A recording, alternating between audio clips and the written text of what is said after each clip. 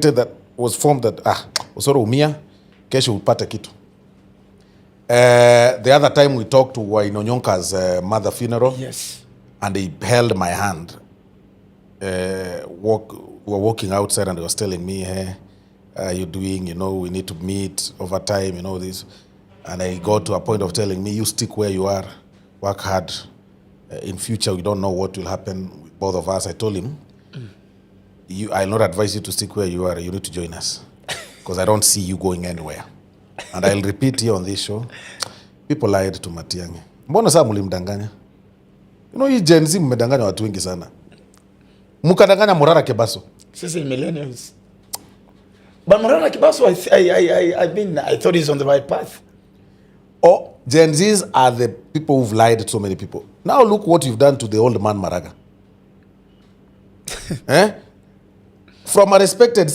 According to Majority Whip Sylvanus Osoro, who serves as the South Mugirango Member of Parliament, is saying Matiang'i walks around with people who haven't gone to school, and also he is saying he wants to fight for the presidency while he has the basic knowledge of what presidency means and what it needs. He's also saying that Matiang'i has no money and is rigid of giving, yani ni mtu stingy, so hawezi akawa rais wa Jamhuri ya Kenya.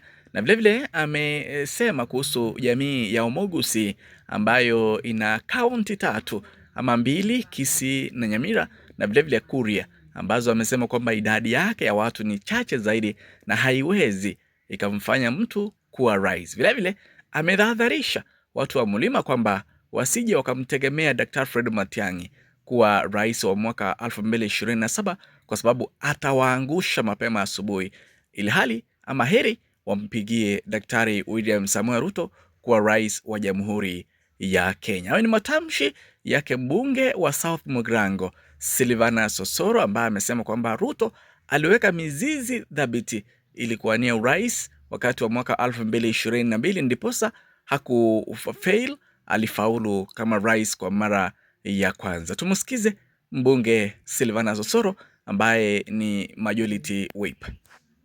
Umeandika Facebook post kitu fulani, polisi natolewa Kisii, nawekwa Subaru, Nairobi, cell. Natolewa nini, napelekwa. Alafu Azimio that time had got very good bloggers.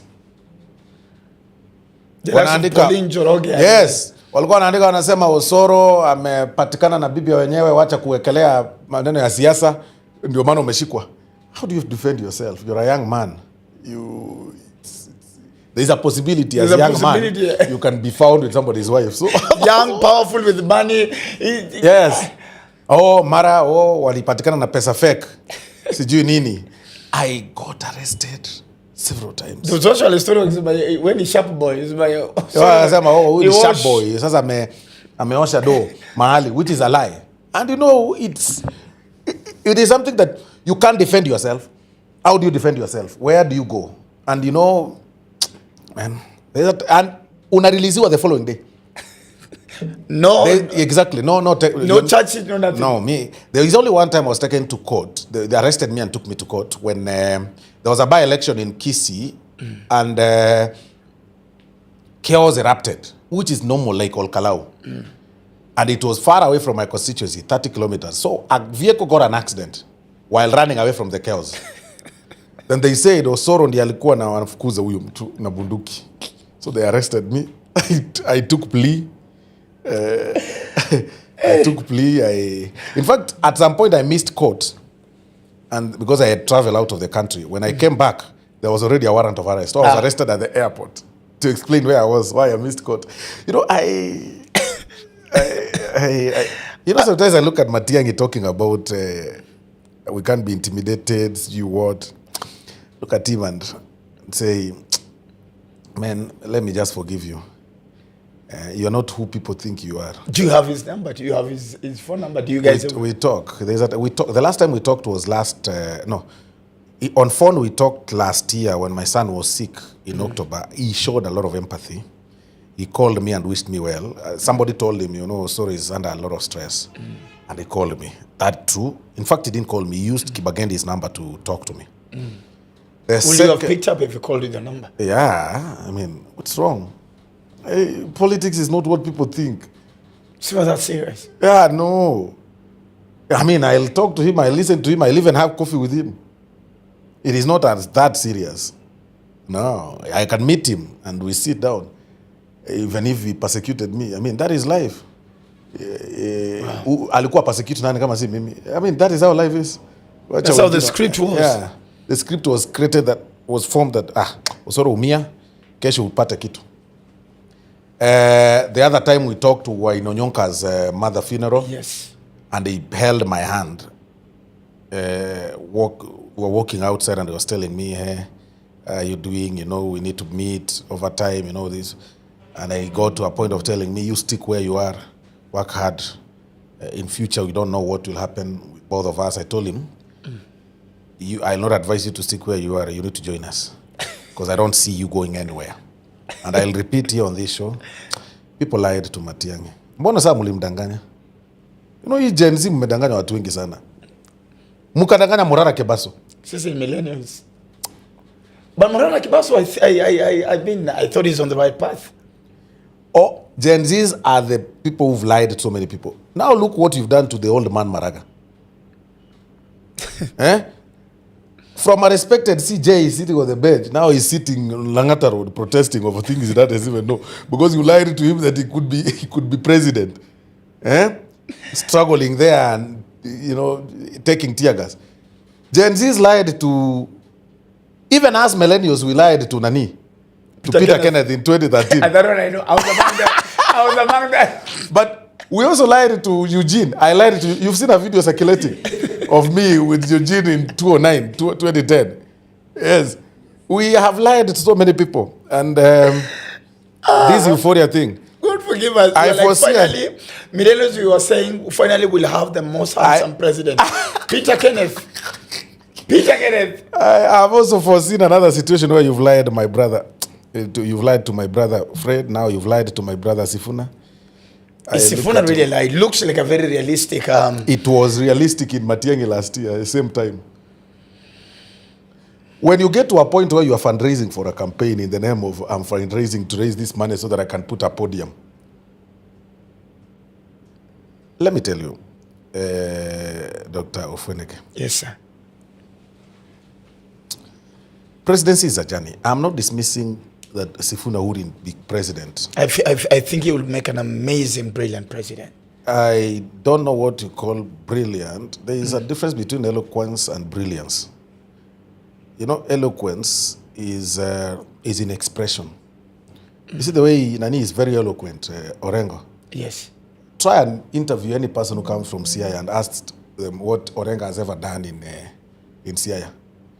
These very extremely eloquent guys who speak big English. The and walking everything. constitution. And people who don't see any positive thing on others, I always refer them to read the book by Thomas Erickson, Surrounded by Idiots.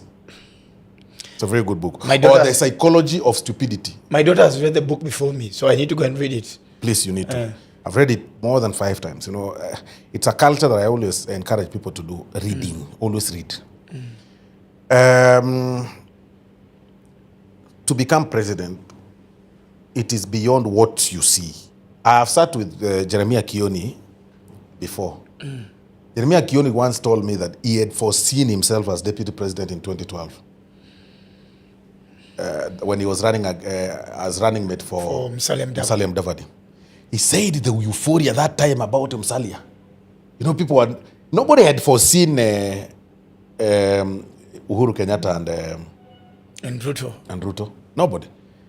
The possible candidate was Musalia, and the guy was fattened, made believe that you'll be president and such kind of things. I agree. As it is right now, there is a huge support that has been displayed towards Edwin Sifuna. Yes. But bado. Is the government scared? No.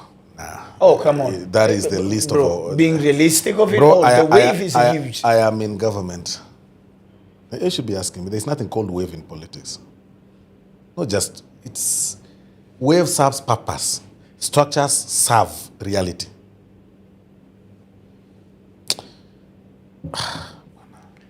Sifuna has a potential of becoming president, but not in 2027. With the pace he's going, for you to be president, you have to be an underdog at some point. It's like panel beating. Don't allow yourself to be people to bloat your ego. You'll never. Those are the guys who will pull you down fast. Bloating your ego. Where ndio kusema? Every president that has been in this country was once an underdog. A complete underdog. Or a stooge or something. For you to be a master, you've got to be a servant. For you to be a master, you got to be a servant first. Exactly. Look at Jomo Kenyatta. That guy was, at some point, he behaved as an underdog, although he's considered him a conman of Kituya independence. But he acted underdog, and then he rose, when we read the books, to the white men. Moi, from the stories we read, hata kofi alipigwa. Played a fool. Played a fool. Complete fool. Totally. And rose. Understand? Yeah. Kibaki served under Moi at some point, got fired at some point. You know those stories. Yeah, the roadside fire. In fact, they used to call him in Kikuyu General Keguoya. Like, mtu muoga huyu hawezi saidia. At some point, they even said the presidency cannot go beyond River Chania. Yes, I remember that conversation. Because they considered him an underdog, a small thing. And he acted so. He could not allow himself to be bloated. Uhuru Kenyatta, from running as an opposition leader, decided to join the government of Kibaki and play under somebody, quietly learning government. No person arises to the presidency of this country without learning to run government. But the argument would be he was an underdog under Baba. No, he's never. He's always been bloated. You've been Okay, let me come first to William Ruto. William Ruto serves under Uhuru Kenyatta. The guy is panel beaten by Uhuru. He's out of office and he's in office. For the 5 years of his last term as deputy president, the guy was not DP. Deputy president with no portfolio. With no portfolio. And he's still Niko Sawa. Now, for you to run government, you must learn government. For you to run government, you must learn government. Okay. All these who've been presidents have served somehow, somewhere in government. Sifuna has been on opposition politics miaka yake yote. Now, when you're in opposition politics, it's very sweet. It is very sweet. It's like a civil rights activist. People will always be there, clapping for you forever. You'll attract, because government is considered an enemy everywhere. It is government that runs structures, the government that collects taxes. Activists don't rise to anything. People who eat eventually have not been activists. Dedan Kimathi was an activist. He died poor with his